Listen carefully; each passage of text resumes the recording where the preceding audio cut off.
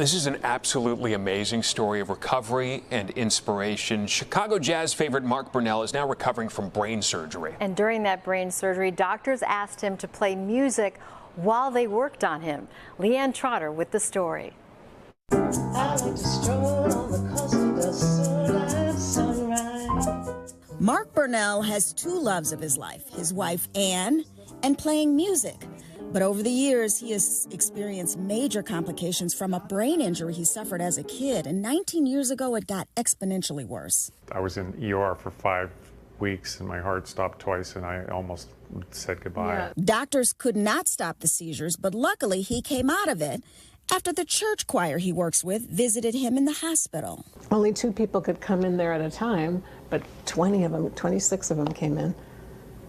And nobody stopped them. And they put hands on me and they sang and they prayed. And guess what? The next day, I came out of it.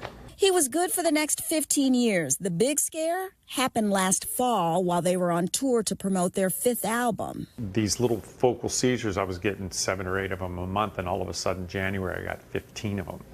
Now I was scared. But then, this is where the miracle happened. Our friend Pete Sajeski, we've known him for 30 years. He's a drummer here. And he used to play with me at the Tortoise Supper Club. And we told Pete the story, and he's like, I got a guy.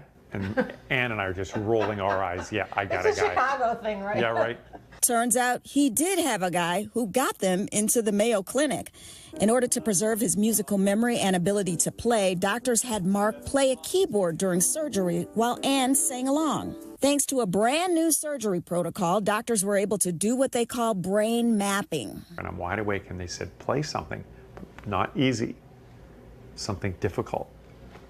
So we were playing bebop. We were playing and singing harmony, and yeah. And that's how they could tell, because they wanted to burn the bad tissue with the radio frequency but not ablation. Anything musical. But they didn't want. They wanted to save the part of my brain that does music.